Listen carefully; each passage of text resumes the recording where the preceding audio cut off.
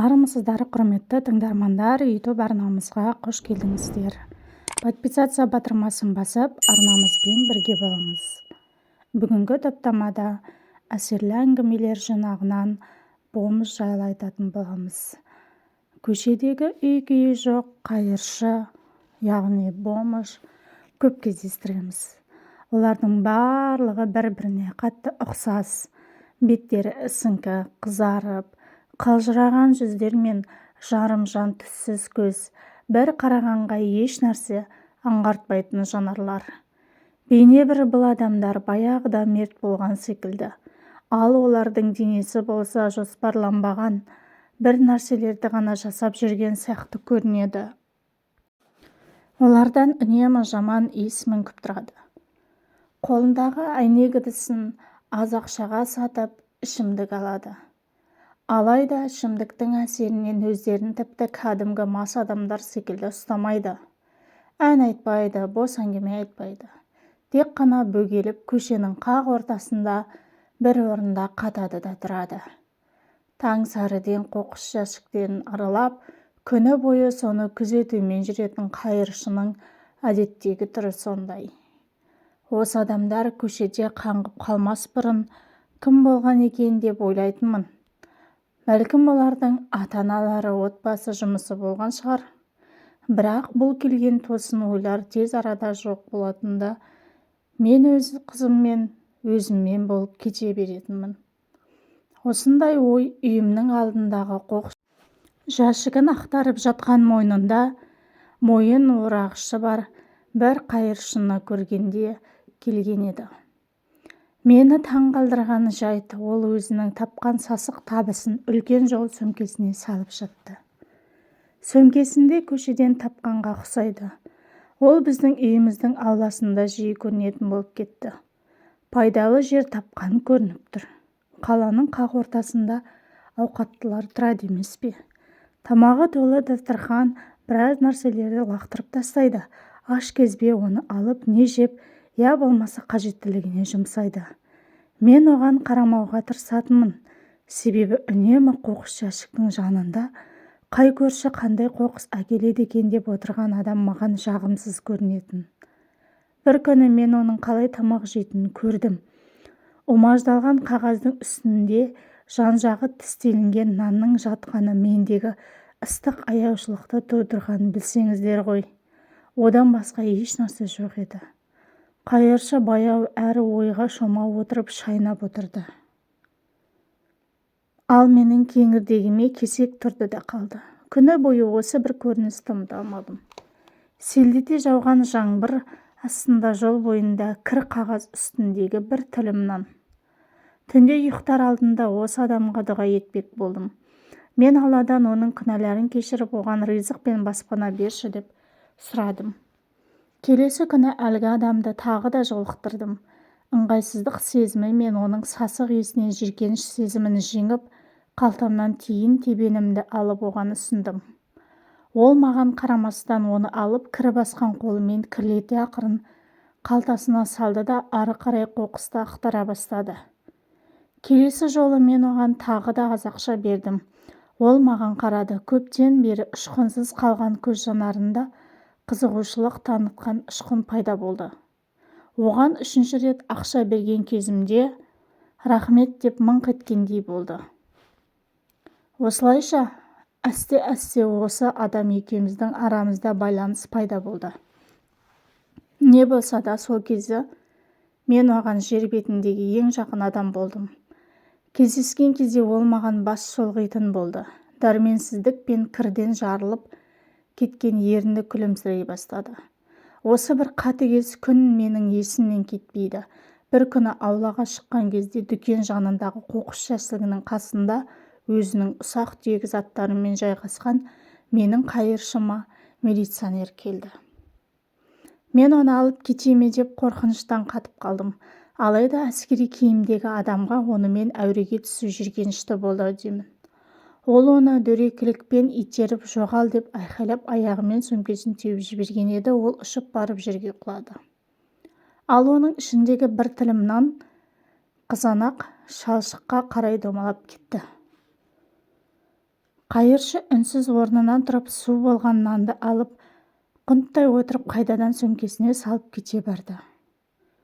Аяушылық пен жанашырлықтан тұншығып барам. Қарны тоқ, милиционерге барып, неге ғана аш адамды нанынан айырдың дегім келді. Бірақ мен тек қана жұдырығымды түйе қарап тұрдым. Не істей алар едім? Менің жасым бар жоқ 16 ғана. Әрі тәртіп сақшыларымен байланысқа түсуге өзімде қорықтым. Осыдан соң бір апта бойы әлгі қайыршы көрінбей кетті. Осы адам үшін әр күні дұға еттім. Тіпті ол енді келмейтін шығар деп оны сағына бастадым. Бір апта өткен соң біздің ауланың қоқыс жәшігінің жанына оның қайта көрген кезде қуанышымда шек болмады. Дәл сол күні анам сөрелердегі ескі киімдерді реттеген еді. Мен анама жақындап, ауладағы қайыршыны байқаны ма жоқ па сұрамадым. Осыдан соң оған ескі аяқ киім мен жейделер тауып беруін өтіндім. Анам киім-кешектерді жинап берген соң қоқыс жәшігінің жанында ұйықтап жатқан еркектің жанына қойдым. Ол көзін ашып сөмке толы заттарды көрген кезде асықпай ақтарып алсын деп қашып кеттім. Осы күні менің жоспарым пісіп жетілді. Мен бұл адамға Құран сыйламақ болып шештім. Мен оның мұсылман екендігін әлде емес екендігін білмедім, тіпті бұрын кім болғанын, не істегенін де білмедім. Бір білгенім, егер оның қолында Құран болар болса, ол өзінің рухын сақтап қалатыны. Жастық жалын мен сезім қолына Құран ұстаған адам теріс жолмен жүрмейді деп үміттендіреді. Ол әдеттегінше кір-қожалақ шыртық болып жүре берсе де, жан дүниесі тазаланып сәулеленеді. Мен көп қиналдым. Шешімге келе алмай уайымдадым. Бір күні дұға етіп отырып, біреуге дайын екенімді сездім. Алдын ала сатып әкеліп, дайындап қойған қасиетті Құранды орамалға орап, қайыршымды іздеуге шықтым. Оны көп іздеп жүрген жоқпын, ол өзінің жұмыс орнында отыр екен. Біраз ақша бердім де қолына түйіншекті ұстаттым. Ол маған сұраулы жүзімен қарап қалды. Ал мен болсам тек күлімсіреп тұрдым. Қанша уақыттан бері таныс болып қалсақ та, бір-бірімізбен сөйлескен жоқпыз. Осыдан соң біз мүлде көріспей кеттік. Мен емтихандарында тапсырып жүрдім де, ол туралы ойлауға мүлде уақыт болмай кетті. Менің жолым болып Түрік университетіне оқуға түстім. Қаладан кетіп студенттік өмірдің қызығына баспен кіріп кеттім. Уақыт өте келе мен ауладағы досымды ұмыта бастадым. Бір жылдан соң демалыста үйіме келдім. Достарым мен бақытты едім. Бір кеште мен сыныптастарыммен кездесіп үйіме келе жатқан едім. Бір ер адамның даусы тоқтатты. Тосыннан шыққан дауысқа есім шығып қалды.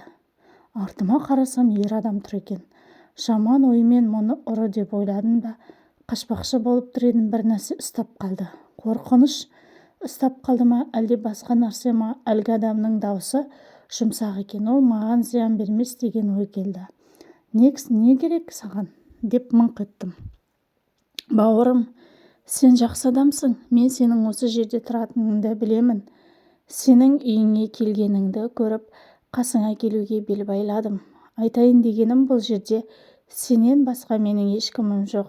Рахмет саған, жігітім. Осы кезде барып оны таныдым. Бұл менің қайыршым болатын.